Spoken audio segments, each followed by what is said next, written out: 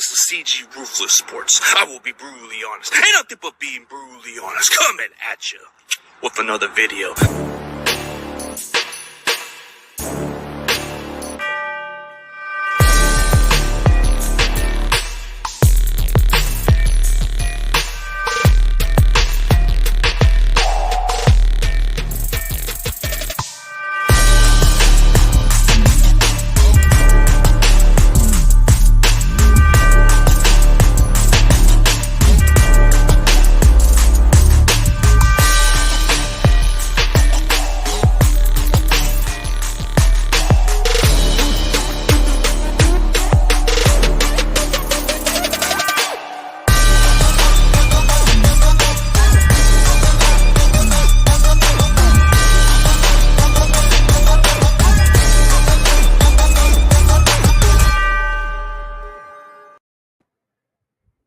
Ladies and gentlemen, please welcome Shifty 49ers Talk.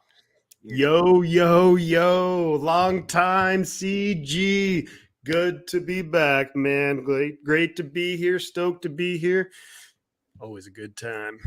Yeah, for sure, man. It's been a minute, and it's been great that we caught on a good timing, man. But tell the audience where they can find you on social media platforms. Yo, so Shifty's 49ers Talk on YouTube. Type in Shifty 49ers. I should pop right up.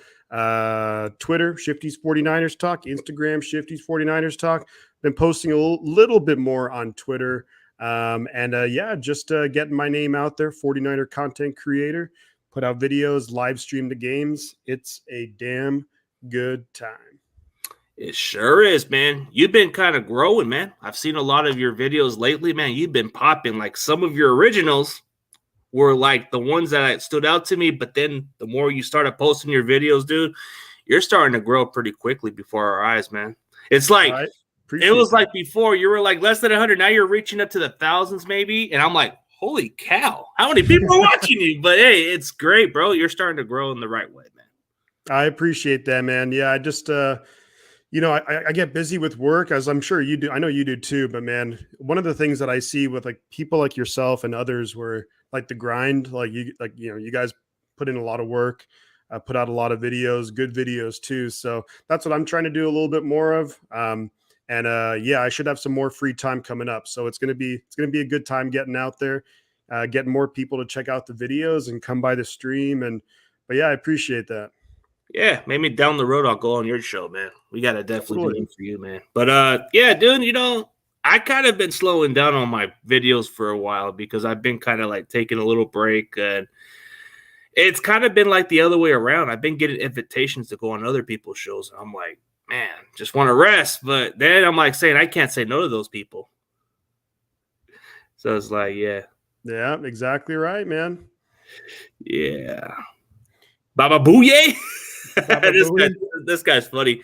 He's the one that goes on Pale's Times channel. Really good dude. Yeah, no more subs. So I don't know, man. Like all this subs is overrated for some people, man. Like I just go with the flow now, It's exactly, like, my channel hasn't grown much quite lately, but it's because I haven't done as much because I've been more focused, It's like taking a little rest and actually doing more outside of it. Yeah. I like the shirts. What shirt, man?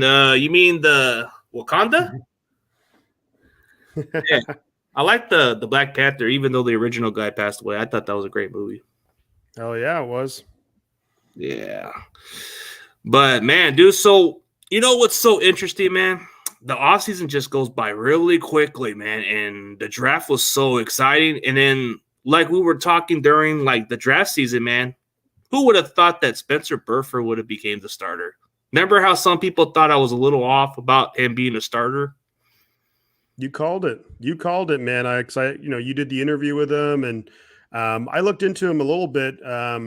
He was UTSA and played some tackle, and I was like, oh, maybe he'll be like the backup tackle. And then straight away from what you hear right out of like OTAs and like training camp, it's like this guy's a starting right guard, and Shanahan and everyone, they must have been like, damn, we got ourselves a player right here. Yeah, that's the intriguing part, man. Like sometimes we go deeper in the draft, but looking into the season, man, it's been a really slow start for us. But now, what do you think of those previous games, man? It's just been like down, up, down, up. Like first week, I don't know how we lose to the damn Bears. That game was just so frustrating. Then we bounce back, and it's still, even though like we won, but then Trey Lance done for the year. Then it feels like we're taking another step back. And then we have the freaking game against Denver, which was just some of the most like frustrating, one of the most frustrating games. Just, I mean, the defense was an absolute pleasure to watch. Like the defense was amazing, but the offense was, kind of offensive, to say the least. But then we had a good game against the Rams, and at the end of the day, the entire division, we're all 2-2. We're top division record, and that could actually pay huge dividends down the road. Plus, I think we have some very winnable games coming up too. So I think the season's looking bright as long as Jimmy G doesn't screw it up too much. Yeah. Hey, I'd like to give a shout out to my boy Johnny Dell's Football Academy, a great breakdown film guy. We're definitely going to catch on again soon. He's a really good dude. Here's a really good question that I was really like wondering beginning of the season. Who were you more concerned about before the season? I'm going to say Aaron Banks because I wasn't really sure about him, but Burford, I already seen enough to be convinced. Last year, Aaron Banks gave me question marks, so I'm going to go with Aaron Banks. What do you think, man? Before the season, probably I would have been a little bit more concerned about Burford, I think, simply because with Aaron Banks, of course, he already had a full year kind of getting, used to the system and whatnot. But playing beside what we would have thought for the whole season was Trent Williams. You're like, okay, so when you have like the best left tackle in football beside you, that's probably going to take a little bit of pressure. You don't have to worry as much. Whereas McGlinchey, we know he's had his struggles, even though I think he's been okay this year. But honestly, I think both guys have played pretty darn well, considering before the season, none of them had started a game in the NFL. Of course, Burford being a rookie, but Banks didn't really play at all last year. So I think they've both filled in and done a good job. What would have been a lot better, I think, is if Alex Mack didn't retire, because Brendel's had some inconsistencies. But overall, I've been really impressed with both of them, all things considered. Oh, yeah. Looking at Aaron Banks, he actually kind of outperformed the expectation because I wasn't really sure about him. Looking into Spencer Burford, there was those expectations like, hey, I can see him as a starter.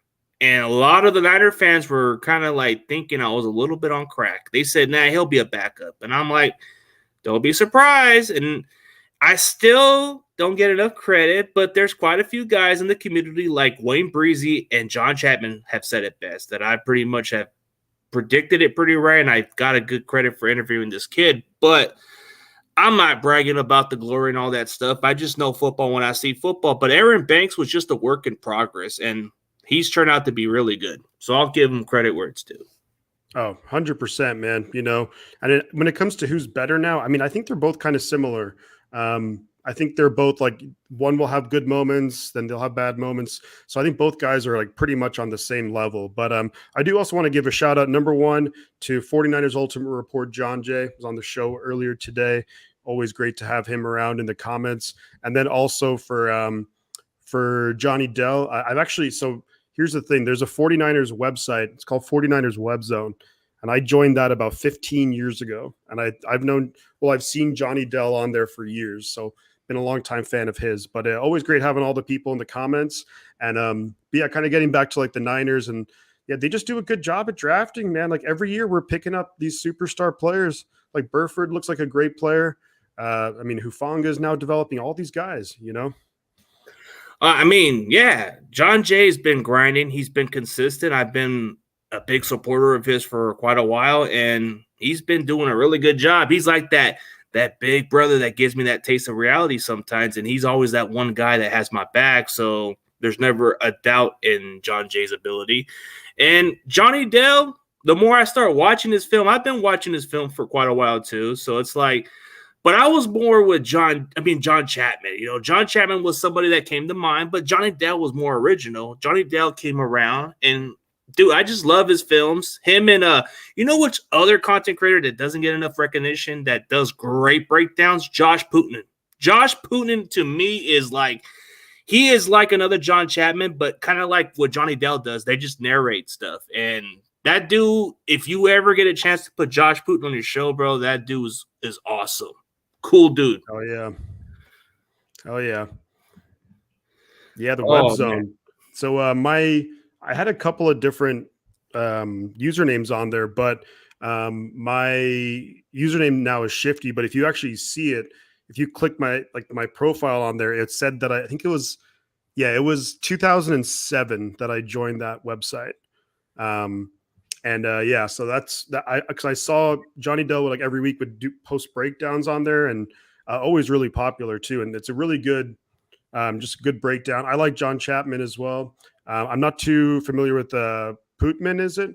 Josh you gotta Putman? Check him out, dude. Like he's one of the main supporters of my channel too, and this guy is really like just think of watching Johnny Dell's breakdown, but you're gonna hear Josh Putin's like cool voice, and he kind of makes it more like understandable, just like how John Chapman is. Like you put those two in one, but they're all different in their own perspective. But when you watch Johnny Dell's breakdown, I was just watching his video just like a couple hours ago, and I was just impressed by the breakdowns. And dude, the more you start to understand why people like Johnny Dell's football intelligence, bro, this guy is off the chain. This is like the Peyton Manning of Football Academy right there. I'm going to just throw it out there. And everybody knows Peyton Manning's a genius too. Hell yeah. I mean, yeah, a lot of good people out there. And 49ers Ultimate Report, John Jay's right. I mean, yourself too but yeah, I think a lot of people putting out a lot of great work, and it's awesome that, like a lot of people get to come together and talk about it. And we all get to share our own opinions, because at the end of the day, we all have our own thoughts on like different players and what we should have done or what we could have done, and who we like and who we don't like. And, it's cool to see just how big the community is. I just don't worry about the ones who don't like me at this point, man. I'm just focused on doing what's best for me and doing what's best for the community, bro. Like the NFC West Network has been a blessing of disguise. This has kind of been something for me to evolve more as a content creator. Now that I become more of my own person, like every Tuesday, it's a great feeling to have this division team debate football, and we talk consistently and we have fun. That's what I love about it. It's a fun vibe. Like anytime somebody gets a chance to watch the NFC West Network every Tuesday, you'll know what I'm talking about. It's nothing but energy, fun.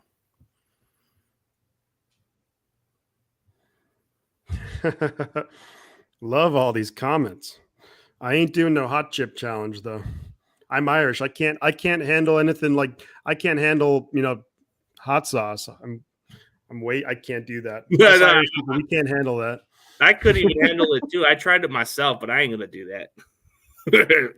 Granddad's is pulling the gun too soon, but I guess he's funny in his own way. But the interesting part about this community, man, despite our differences, we can all agree that it's all about the 49ers, and we can all hope for the best. There's a lot of this Twitter dividing with the team, Jimmy and Trey.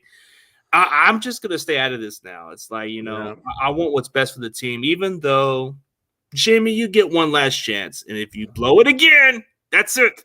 I'm done with you. We'll see, but that Rams game, that was something. I mean, a lot of big time performances, like Hufanga, Bosa, I thought Ebukam was really good. I kind of had a feeling that he was going to have a really good year.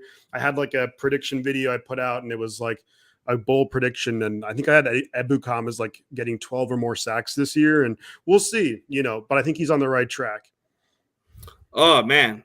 Josh Putman's not that hard to get. If you have Facebook or something, you can get in contact with that guy. He's always been in my inbox. Really good dude. He's been trying to work on getting me a show maybe during the bye week or something. So that's going to be pretty interesting. But, yeah, like you said it best, bro. Hey, I just appreciate guys like Johnny Dell that just comes on my channel. It's like I've seen him a couple of times now, and I'm like saying, man, this guy's been around the business longer than me, but he admires me too. So it's like John Chapman does too. And who would have thought that, man? Who would have thought like a guy like me, like in 2019, that didn't even have a channel then, would just eventually start to blow up a channel and start getting football players that he never thought in so many years that he would interview them, There we go, man. There we go. Yeah, it's good. It's great to see. And then it's great to see, all the people here on a Thursday night when there's a terrible football game on now between the Colts and Broncos. Man, I don't know if you were watching. I was watching the first maybe quarter, and it was terrible. Like, holy crap, those offenses are awful. But but I think, man, I think we got Niners a lot of good things for this season coming up. Again, 2 very winnable games at Carolina, at Atlanta. And then, like I'd mentioned in the other John Jay's stream earlier, but after that, we don't travel much. Like normally, the 49ers, we have to go to the East Coast a couple times and we got to go everywhere.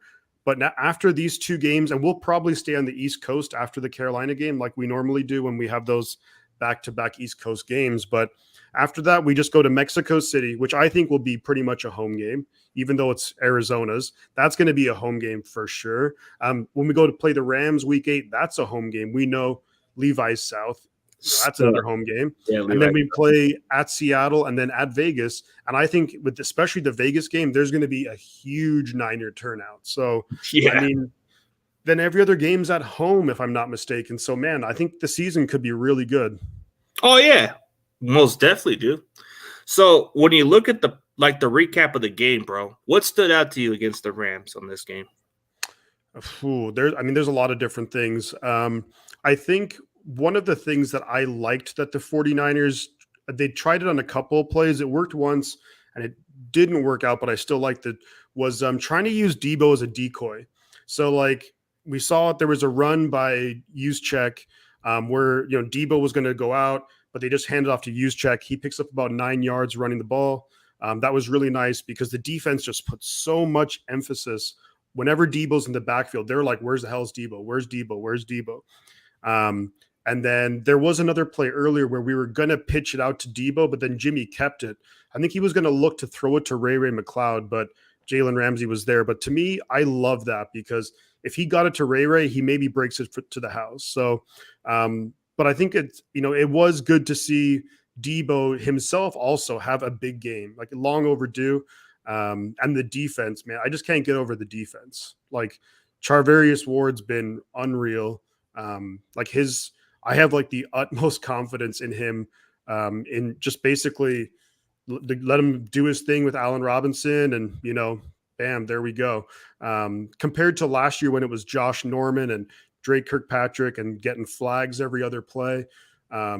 It's night and day. And yeah, against the Rams, man, we have their number. People talk about, Cooper Kupp, 100 and something yards. And I'm like, yeah, but he didn't, look, he was targeted, I think 19 times. Of course he's going to have his yards, but what did those yards get them? 9 points. So yeah, just limit him.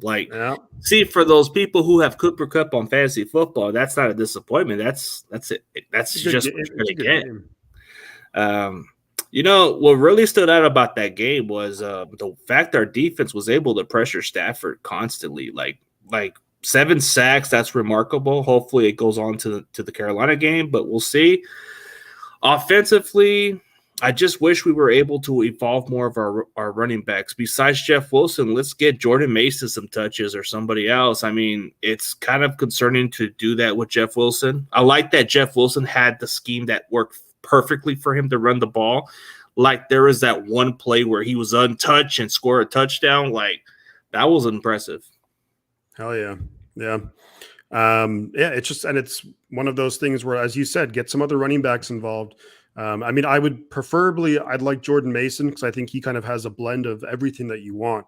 He's got decent speed, really physical, breaks tackles, decent catcher of the ball too. But maybe they'll mix in Tevin Coleman, maybe Marlon Mack.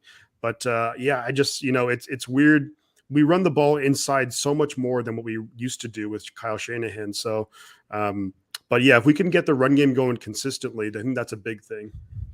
I just think we don't even do the running back by committee no more. Like before then, we would always switch up fresh backs. Now we're just going with a running back to be too much of a bell cow. Look what's going on with Elijah Mitchell. We used him so much. He got injured.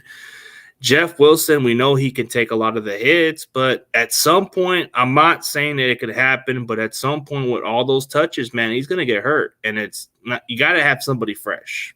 So it's I agree. And if you bring in, like, I hope it doesnnuld happen. I'm knocking on wood here. Yeah, But we're hoping it's not, but it's just if he does get hurt, then if you got to bring in a guy like Mason, who that would be one of his first carries in the NFL, it's like it's going to be difficult for him to suddenly be the guy then. So whereas at least Jeff Wilson had some experience.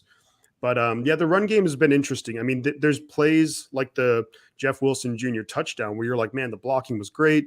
The guy didn't even get touched all the way to the end zone for 32 something yards. And then there'll be the next 3 plays. It's like lose 2 yards, pick up 3 yards, pick up 1 yard. And you're like, not that every run's going to be 30 yards. I'm not saying that by any means. But what I always like seeing is when we're getting like every run, it's like 6 yards here, 5 yards there, 4 yards there. And of course, it's not going to happen every game, but that's something that I'd like to see us be able to get going again. And of course, the reason why we're not doing it now is because with Jimmy, we really can't throw the ball that deep that well. So all the defense is all coming right up and they're like, yeah, we dare you to throw it on us because, you're not going to throw it deep. So we don't, all the defenders come right up. But yeah, it's going to be interesting how the offense evolves as the season goes on. Like this time 1 year ago, we were like, oh, Debo, a running back? Oh, what are you talking about? Like, yeah, maybe once or twice a game. And then we saw what happened. So, but I think for me, when it comes to the offense too, like, I think we got to get George Kittle back involved, just somehow get the ball in his hands. It's just crazy to me that he has like 1 catch a game and it doesn't seem right to me. Yeah, it's like, okay, I get it, but realistically, I understand why he's not much involved because he's too much of a blocker right now. Because until Trent Williams returns, Kittle isn't going to have much targets. He's probably going to have maybe a few targets here and there, but it's mostly going to be as a blocker. So it's like, I'd rather have Kittle late in the season breaking out than actually breaking out early and then get hurt, Just hypothetically, realistically, if we can get Kittle late in the season hot and takes this offense to the next level, then people can forget about those early targets. Because I think having him as a blocker right now is more viable than having a tackle expecting too much, because we're on to our 3rd tackle. So that's going to be very concerning. Yeah, and you're not wrong there. I mean, we all know how good Kittle is as a blocker. I mean, he's basically another offensive tackle out there. So, but I still would like to see some more Kittle involved in the passing game. It just seems like Kansas City, we know the defenses will do what they can to stop Travis Kelce. The Ravens, you stop Mark Andrews. But then they still get the ball in their hands. With Kittle, you're just wondering, like, man, we got to figure out some ways. But I think, Johnny Dell kind of says it right here. There's a lot of different things. And but I think, and maybe it is a case of like, as the season continues, maybe they're saying, hey, Kittle, right now you're going to be blocking a little bit more just until we get Trent Williams back. But then once we feel comfortable with the offensive line, that's when we're going to unleash, George Kittle, especially when it matters most, as you said, later in the year and then in the playoffs. So it's a good point.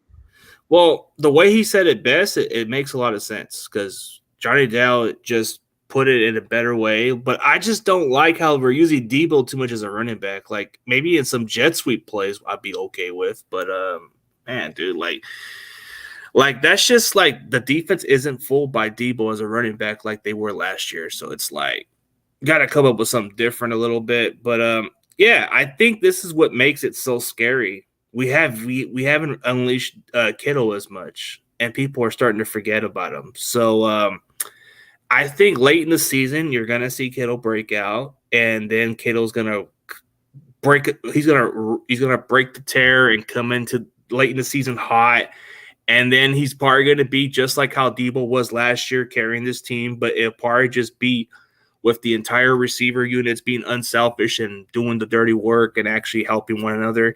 Like you're going to see some production from Kittle late in the season, and that's part of what's going to determine our season. So it's all about matchups with 3 receivers on the field. Do teams go nickel or bases with Debo and Jennings? And see, that's what we're probably going to use mostly is Debo on any other way. Jennings has kind of been a viable blocker, but he's going to get some of his targets here and there. Ayuk, we just got to figure out a way to get him involved more too. Yeah. And I think, to me, like using Ayuk not like in a nearly a full-time role or as much as we did Debo last year, but like in Ayuk's rookie year, he was getting the ball like those quick screens and in the backfield a little bit, like the jet sweeps. And I definitely want to see the ball in his hands a lot more. There's definitely missed opportunities with Ayuk, but I think like the great thing that the 49ers are able to do, and what I love is, even as like, like a fan of we watch, all of us watch them week in and week out, is that whatever guys we have out there, you just have no clue what play is coming. Like if you have like Kittle, Debo, Ayuk, Juszczyk, and Wilson, or you swap out Wilson with Jennings, I mean, maybe we still run the ball with deep. Like there's so many different things. And I think that's where the 49ers really have like an advantage, is that with whatever like guys we have out there, we're able to run so many different things. And I think that's like what makes the 49ers really difficult to like game plan against, is that maybe this, team starts seeing a tendency, well, when this is happening, they're going to do this, but then we can just like flip it up right away. And it's like, no, we're actually going to do the opposite thing now. So I love, some of those plays that Kyle was running against the Rams, even though the run with Juszczyk, I thought that was a really nice play call, really well designed, really caught the Rams napping. But then that other play, Jalen Ramsey right there kind of knocked it down. But I just love the thought process of like, everyone's going to expect us to pitch it to Debo, but bam, let's stop, turn around, try and hit Ray, and maybe he can break one. But even though it didn't work out, I love the thought process. And I think like we all know that like as the season goes on, like our offense is going to constantly change, which, and I think you're right. I think, right now, as with Kittle, it's like he's going to block more, as we're on our third left tackle. But I wouldn't be surprised later on if Kittle's having those big games, like 100+ yards receiving, multiple touchdowns, that kind of deal. Yeah, I don't expect him to be much of a factor, because this is what separates actual championship teams. The players that want to win so bad, Kittle will do whatever it takes to win, even if he has to block. He even said it best that he rather, like, even if he doesn't get much targets, he gets it, but he rather do a good job knocking down defenders to the ground than actually just catch so many passes and lose. That's just different ways of how players look at it. So when you look at the interesting parts about our offense, is we have yet to use Danny Gray. Like, that's the greatest mystery. Like, we're probably gonna see Danny Gray come late in the season too, and that's gonna be scary, because we know this kid's got speed. And can you imagine what we can do with this type of offense with these kind of plays? Like, there's gonna be some of those little plays that we do to Debo, but imagine Danny Gray with that 4.33 speed, man. That could be a touchdown. Well, and that was like the thing that was just so exciting about the possibilities with Lance, because we saw it in preseason against Green Bay. Danny Gray just goes deep, and Lance is like, okay, go deep, man. I'll hit you. But and I think we'll find ways to get Danny Gray involved, even with Garoppolo. I wouldn't be surprised if when Gray and like Jimmy, that gets more like chemistry, that we do try it maybe once or twice a game here and there. We'll try some deep passes to, keep the defense honest. But I'll be curious to see if they maybe try and get Gray involved with, other ways too. So, because as you said, that 4.3 speed, I mean, you have to respect that as a defense, like if you think back to, it was 2017 or 2018, like Marquise Goodwin had almost 1,000 yards in the offense. And, he's just a track guy, really. I mean, he developed into a decent receiver, but to get him almost 1,000 yards, that Kyle Shanahan can dial up some things. So I think there are some good things for Danny Gray to come. I think it's just going to take some time. I want to say that really on the fly, we have had to like kind of change our offense with going back to Jimmy. But we'll see. I think Danny Gray is going to have, like, moving forward, not even just this year, but I think he's a guy where even next year he could just explode onto the scene. Well, to answer Jaguar's 56 question, I guess it's both of them. They're both mysteries, because Jordan Mason only had one carry for 7 yards, and Danny Gray has yet to play a snap yet, so he could be one of those great mysteries. So, hey, and I'll give credit where it's due.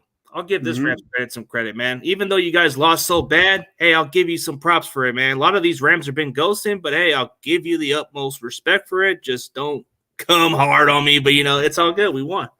But I feel like Gray is like Mason. Kyle said it's about what they do when the ball isn't in their hands.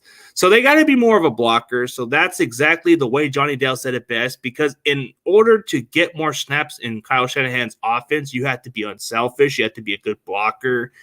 You got to do a lot more than that. So they're probably in that phase process where they're probably making progress as blockers, because Shanahan just doesn't play anybody. Like, you look at Brandon Ayuk, I think that's what made him not play much last year, because they didn't see him much as a blocker. Juwan Jennings was an established blocker. Like, this guy was just meant to be a blocker. He just knew how to push people to the ground. Hell yeah. I mean, Johnny Dell hit it right. And you're right too, that, because like, and I think it really shows, and I think having that mentality of like, I need to be a good blocker, it just automatically instills that like team winning mentality, like, Kittle has, and like everyone has. I mean, most guys where you think the talent of like, Ayuk or Debo, they'd be like, throw me the ball like 10, 15 times a game, or else they're going to start, complaining to the media or whatever. But they're not. And I think so much of it comes from the mentality that it's like, however way we win, we just want to win, whether that's NFC Championship game, running it, only throwing the ball 7 times. If we win, that's what matters at the end of the day.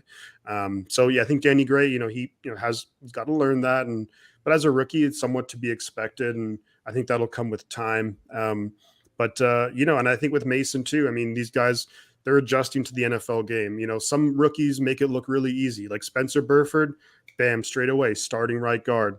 Other guys, it takes a little bit longer. That's not to say that it won't work out, because if we saw with Aaron Banks as a rookie, he didn't even play. And you could argue that's because we had Lake and Tomlinson and whatever, but it's just one of those things where different guys take different amounts of time to get ready. And I do think Danny Gray for sure has a spot on this team.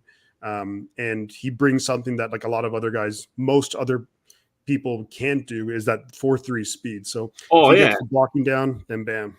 Oh, but I think there's a possible role. Like, it depends on Ray McLeod. If he doesn't hold on to if he keeps on getting those ball security issues, it wouldn't surprise me if we put Danny Gray out there to return kicks, and that's where we can get some electrifying plays out there. But I'm keeping the faith with Ray, but I'm just hoping that he can hold on to that ball. That's all I can hope for. But it just takes time with some of these players. Like you just said it best. Like Aaron Banks, it took him a year to adjust, and he actually lost a little bit of weight and actually toned up some muscles during the offseason, which is a huge improvement. Spencer Burford was just a natural. Like, just the moment I got to interview this kid, there was just something about him that just stood out to me. Like, I just looked and say, whoever drafts this kid, they're going to get a guy who could easily maybe start right away, because he doesn't look like some of those late round gym players that you just get overnight. It takes time for some of them, but this guy seems like he has it. It's just the experience and the way he'll get better. And to be critical about that Monday Night Football game, he just had a little moment. There's some moments like that block assignment on Aaron Donald. You can say that it's a rookie mistake and he's going to learn from it. And he kind of took accountability for that part, and he was glad that Brunskill was able to just fill in for that one series, and it taught him some learning experience on what he could do next time. 100%, and yeah, people will make mistakes, and obviously he didn't intentionally think like, I'm just going to let Aaron Donald go by me. That's I'm just going to do that. Like there was like a thought process, and maybe it was a mix up in he didn't hear the play call correctly or whatever the case may be.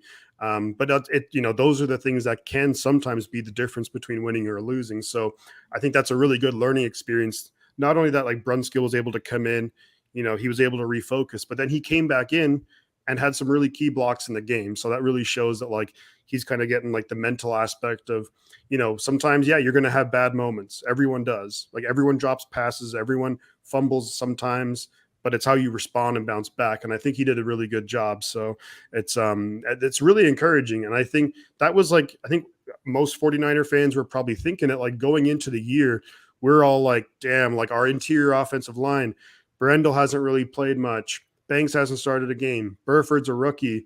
We're all kind of like freaking out like, oh man, what's going to happen? And now these guys are looking pretty darn good.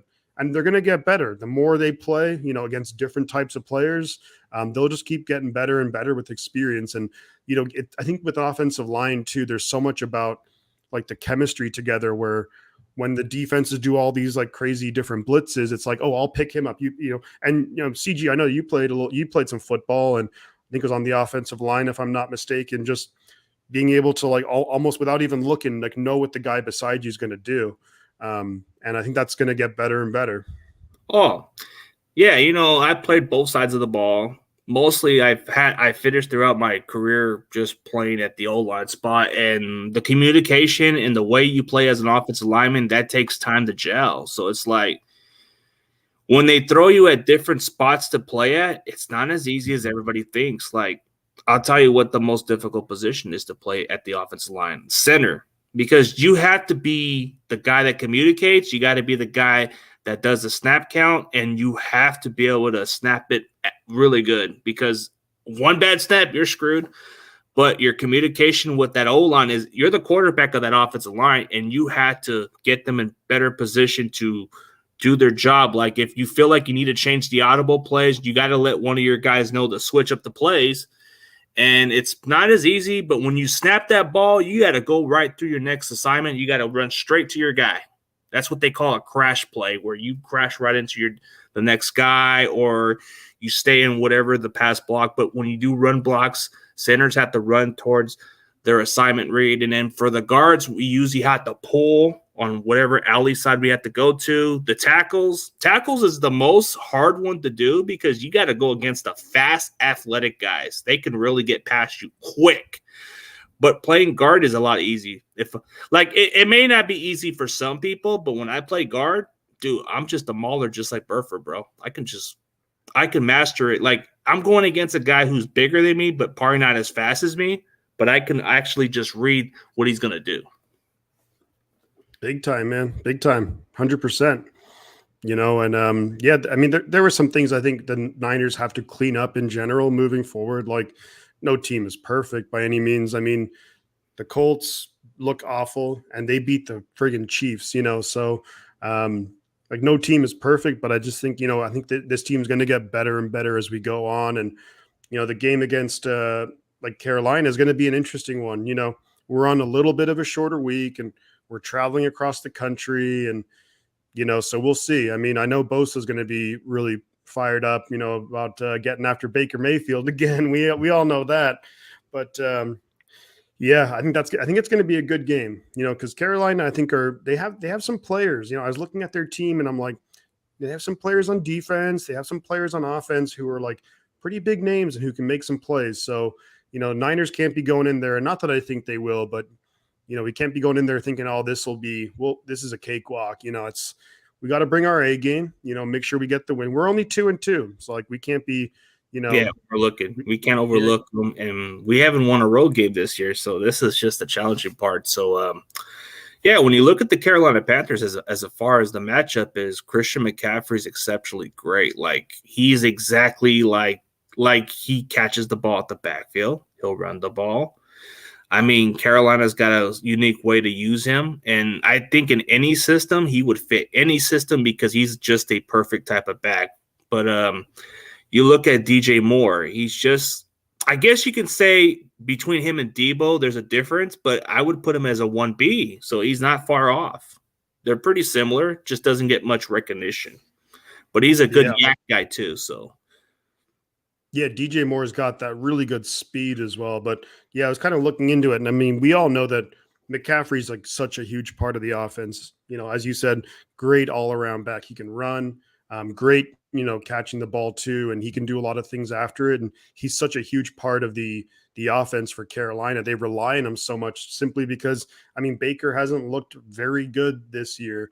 I mean, there was talk of him maybe even getting benched, but I don't even know who their backup is. I think Darnold's injured. I think the other guy's injured. So they're kind of stuck with them, I guess. But yeah, I mean, this is a game where I think it's going to be another, I think, kind of low-ish scoring game. You know, the Panthers defense, they got some good players there too, with Brian Burns, JC Horn, who I liked coming out of the draft, you know, a couple years ago. what's his name? Derek Brown at defensive tackle. He's a good player too. So, I think, I mean, for me, it's going to be something like a 20-13 type game or something like that's kind of, I think it's going to be a bit of an ugly game too. But, I think the defense is just the Niners defense. I just have so much confidence in it that it's going to be really hard for any team to beat us, which is great, as long as the offense can make enough plays. But we'll see. Yeah, I think. What do you think about like the game? Who are you worried about besides McCaffrey and Moore? But anyone on their defense that you're afraid of? Man, like I think it depends on our tackle. Brian Burns can be a concern factor. Like he's got speed, he's quick.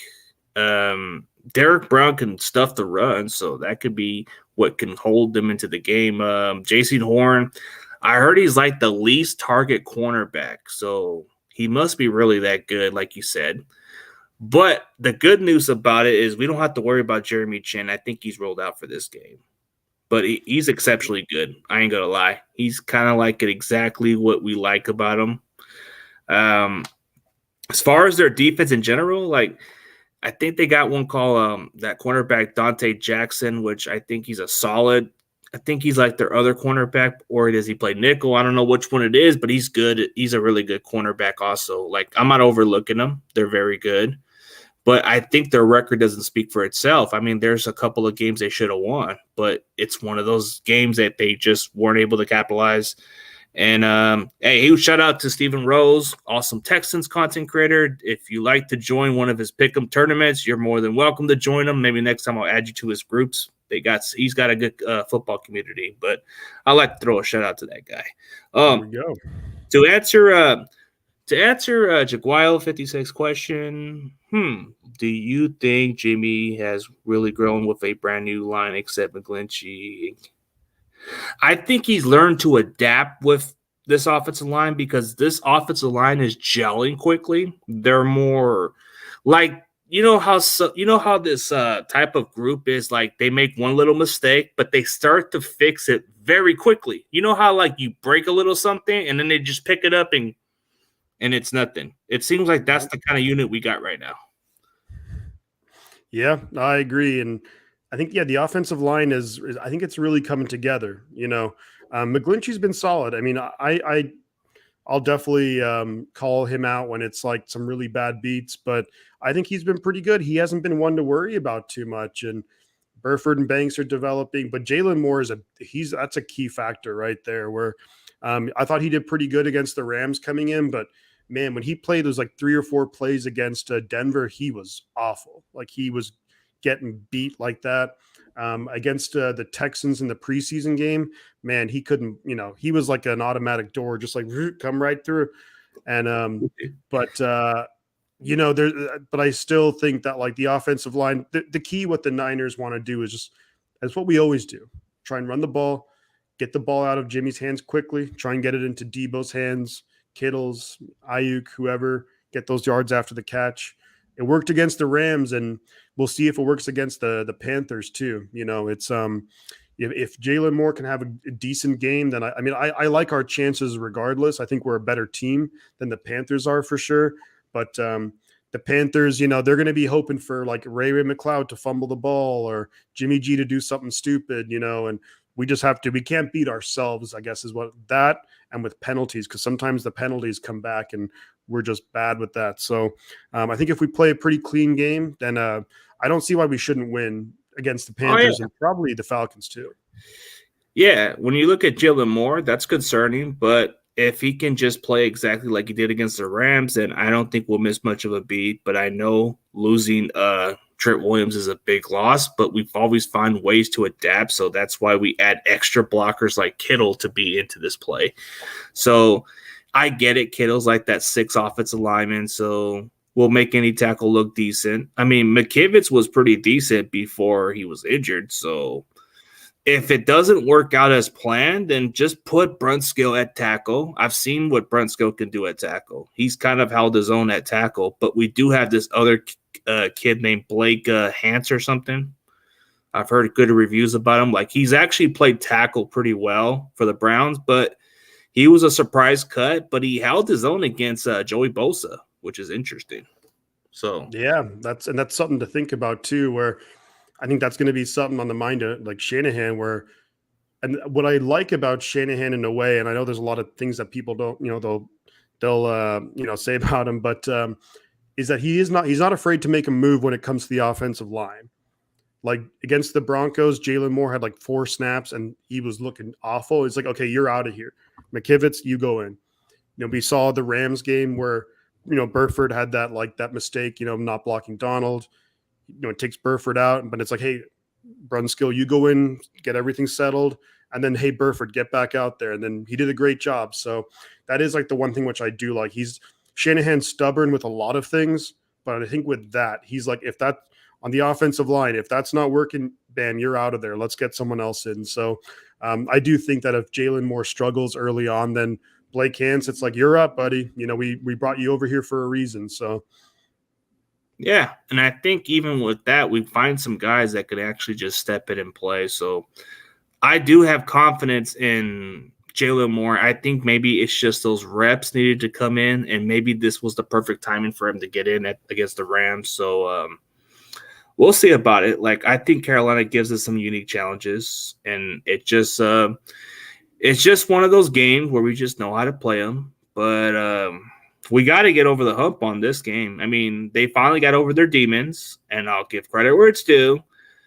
But it's a new season for these Rams fans that just come out of the woodwork. But if you're just consistent with your team when they were trash, then I'll give you the utmost respect. But I've seen a lot of these Rams fans lately, and it's not like I have nothing against your fan base, but I have not seen you guys in the couple of years, never seen you guys on site. I've seen you ghost all year. So it's not that I don't hate y'all. I don't even have nothing against you guys. I don't like the Cowboys or Raiders. So you guys are never in the same lead when it comes to the Cowboys and Raiders. You might have to hate the Cowboys and Raiders to even be in the conversation. So I could tell there's some of those Rams fans who were Raider fans and probably just had enough of them losing and kept hating the fact they moved from cities, or maybe the fact that the Cowboys were so whatever, but you get these Rams fans, they're happy about their season, and it's good that they finally got a Super Bowl, but it's one of those fairy tale seasons and new season. So you could enjoy your defending champs, but after this season, you're not going to be defending champions for long. Like they say, not for long. Panthers is a trap game, man. Yeah, I think maybe, yeah. I don't know if it's a trap game. I mean, I know me as a fan, I'm pretty confident going into the game. I'm thinking that we should beat the Panthers, but I don't think the players are taking it lightly. There's a lot of good players on the Panthers team, and I mean, the Panthers did just beat the Saints a couple of weeks ago. Like, the Panthers have had some close games too, and I don't think that the team's going to take them lightly, especially after that debacle against the Bears, that debacle against the Broncos. I don't think the team hasn't done enough. The 49ers haven't done enough to take any team lightly, because we've looked pretty bad in a couple of games already. So we have to come out and keep proving and being like, hey, if you want to be thought of as like one of the best teams in the NFL, then one of the things there is consistency, So and I think they're going to be coming out guns blazing, the 49ers. And it's like, hey, we're here to stay, and I think we're going to take it against the Panthers. I think we should beat the Falcons, although the Falcons they're actually not playing bad football. So, but, and then after that, we got the Chiefs and Rams. I think we probably split there if I had to guess. So we go into the bye, 5-3, and we got a whole bunch of home games after that. And I kind of like our chance against any team, really, just because the defense is so good. But yeah, we really can't take them lightly. The Panthers, that is, because yeah, they have some great players over there. I like their offensive line is not actually that bad. They have some decent players there too. And I think it's going to be, and the one thing which I was just thinking about today is the fact that, like, we know their head coach, Matt Rule, he's probably, that seat's getting a little warm over there.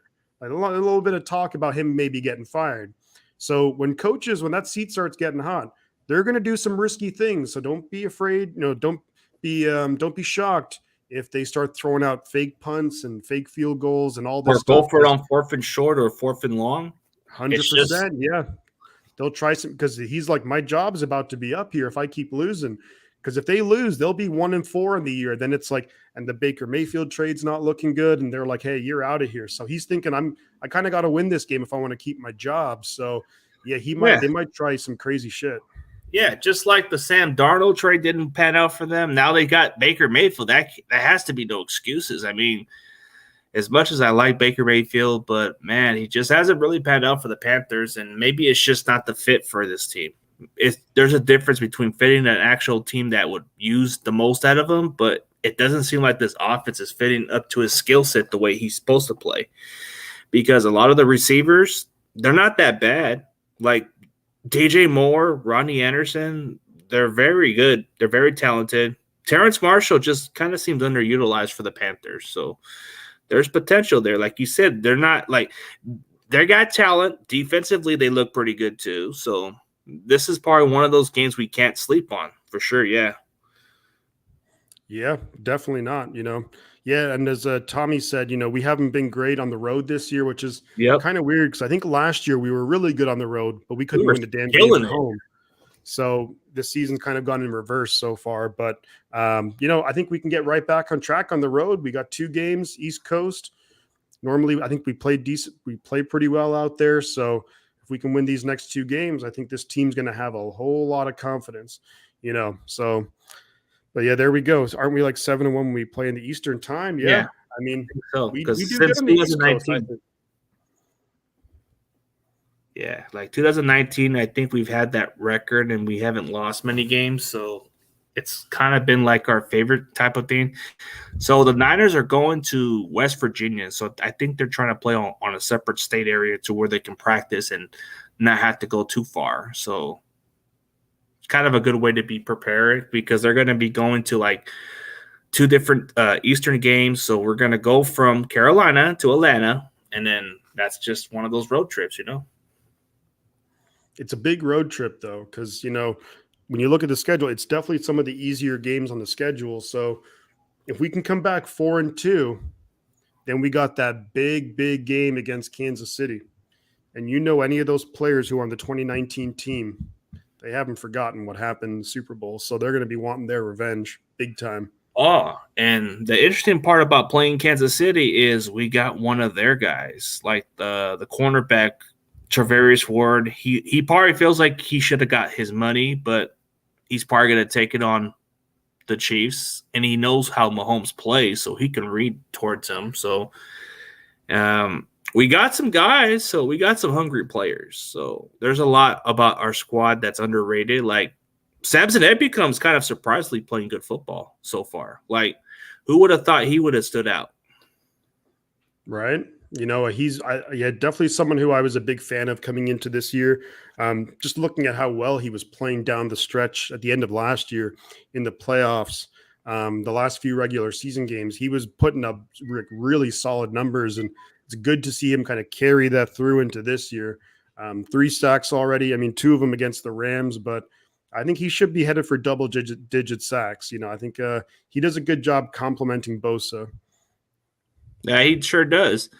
And I think this was interesting about when he played against the Rams. I think he wanted to play it so bad he took it personal that they didn't even bring him back. So now that the Rams are kind of missing their Von Miller, maybe they could have got their dollar store Von Miller version. I think Ebukam is looking like that 99-cent store version of Von Miller, bro.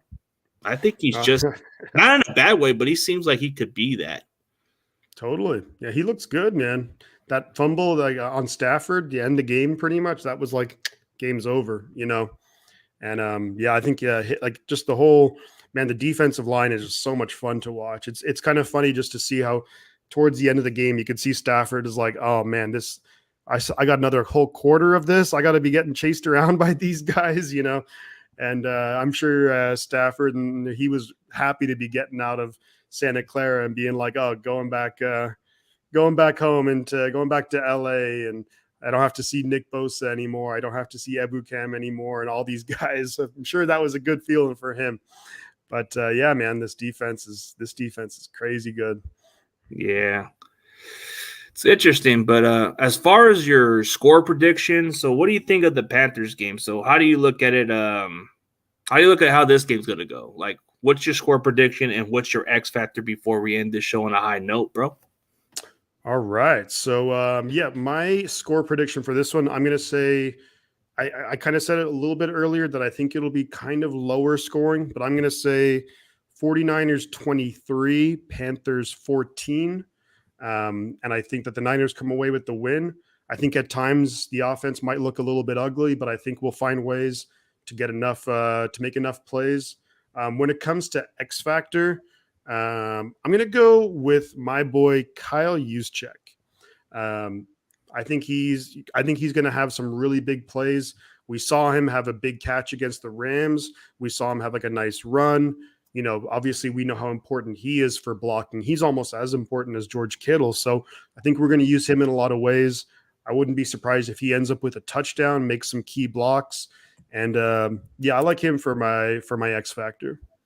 Okay, so your X factor, that's somebody that needs to step up for sure. Is that so? Okay, for my score prediction, this may sound ugly, but it could be one or the other. But I'm just gonna play it safe and say 24-13 49ers. X factor for me, I think I've said it pretty clearly, but I think it's been mentioned so many times. I'll just pick one certain individual. And this one individual just has to be Dre Greenlaw. Just stop Christian McCaffrey. Make some key plays. I know Hufanga is going to be the star for sure, but if Dre Greenlaw makes his plays like that, we're going to take care of itself. Yeah, Dre Greenlaw, man. I think, after that rough game against the Bears, I thought he, had some bad moments, but he's bounced back. I think that contract was a great move. Looks like decent money. Man, him and Warner together flying around, it's a lot of fun to watch. So, but you're right, that's a big thing. The linebackers, we got to stop Christian McCaffrey. Yeah, and he's leading the team in tackle too, which is crazy. Yeah, he's been playing really, really well, and I think that's like a really good X factor, especially on defense. Because like we always, nowadays we always talk about Bosa. Fred Warner gets a lot of love too. Although for me, I think Fred Warner is really good. And he does a lot of great things, but I'm kind of hoping that there'll be more big plays by Fred, like interceptions. He used to be great for like forcing fumbles, sacks, whereas he doesn't. Again, I still think he's a very, very good player, like Pro Bowl guy, but I just like to see the big plays a little bit more often from Fred Warner. But then now Hufanga, and deservedly so, getting a lot of love. But I think you're right. Dre Greenlaw is one of those underrated guys who's there at the right place at the right time, makes a lot of good plays. So, and especially against a guy like Christian McCaffrey, who just gets the ball so much. I think if Greenlaw has a good game, then I think we definitely win the game. Yeah, stopping Christian McCaffrey will be key, and there's going to be some of those pass plays where McCaffrey may catch a short pass, kind of like how we do with Debo sometimes. And this is where Greenlaw needs to make those type of plays because it's going to be kind of going towards his direction. So if you see those plays that he had against the Rams, he was everywhere on the field. So that's what we need. So, hey, Brian Cope even believes the confidence, man. He thinks we're going to blow the brakes out of the Panthers. I hope you're right, man. I hope you're right. But I'm not feeling the high scoring thing yet. It's like, I know I was getting called out on the NFC West Network about my team score, and they were picking the Niners to blow out the Panthers. And then they're telling me why you don't feel as confident about this game. And I kind of explained to them, like, dude, we haven't played well on the road. Our offense has to be a factor for this to even work, or our defense has to score more points. If they score more than 30 points, then, hey, I'll apologize for being wrong, but I just have to be realistic about it. So it's like, I just don't want it to be like, hey, we're gonna score 35 points and they're gonna score 10. Like, I just don't know yet. So let me just see how we do against the Panthers in the early process. Yeah.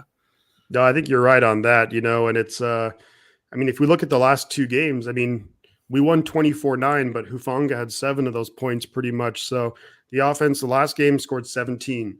The game before that against Denver, we only scored 10 points. So I as much as I love the confidence of scoring 30 points, and I guess no one's saying that the 30 points will all come from the offense, but I just don't think the offense is there yet. I think it's going to take a few more games before we see Kyle and Jimmy get into some kind of rhythm where they're putting up 30 points, Oh, yeah. Like, if the Niners defense can get 2 touchdowns off those turnovers, then great. And if Jimmy can have like a 2-touchdown pass performance and the running game has a couple of touchdowns, then hey, we're gonna have a 30 burger for sure. Fuck yeah. Yeah. But hey, I guess Jaguar wants to know about your channel because I guess he likes what you're saying. I don't know if he's ever subscribed to your channel, but you should definitely tell the audience where they can find you, and then we can end this on a high note, man. Totally, man. Yeah. So if I do have my own channel. I put out videos, usually like a couple of videos a week, and then I think Tommy mentioned it too. I live stream the games, so I have like my reactions, kind of going play by play, and those are always a lot of fun. It's probably my favorite thing to do is to live stream the games. There's just things get wild on it sometimes with the 49ers especially. But so yeah, Shifty's 49ers talk. I should pop right up. And I also have a Twitter, Shifty 49ers talk. And then I guess Draymond Green says he thinks he sucks. But hey, all those rings, you know. But yeah, so I do my own 49er content as well. Yeah. The trolls are funny. Maybe know, right? Maybe down the road we could definitely figure out maybe doing a little podcast. But I was thinking of something more catchy. Shifty and the Ruthless. Hey, Draymond, what do you think, huh? Back here? I think that's a troll. Yeah. Okay, guys. We definitely appreciate y'all coming on the show. I definitely appreciate the support. And I'd like to give a shout out to my boy Tommy, John J, Johnny Dale, Grandizer, everybody else in the comments, especially all the supporters. We'll definitely do another show down the road. But Shifty, it was fun. We had a great time, and it's gonna be another blast. I'll catch you down the road, man. Real quick before we go, thank you for having me on CG2. It was a pleasure and great chatting with yourself and everyone here in the stream. Yeah, for sure, man. It's just fun. Like having Shifty is just a breath of fresh air with talking football. This guy can go on for hours. But hey, I need to go on your show at some point, man. Totally, man. Yeah, that's something that I want to do more of, like do my own shows as well. Yeah, I got a good idea. Maybe as a team down the road, since you and John Jay do your separate days, we can do something called the Shifty and the Ruthless. Something like that. It sounds good. Yeah. All right, man. And as always, CG Ruthless and Shifty is out, and we'll catch you guys on the next episode. Go Niners! Peace!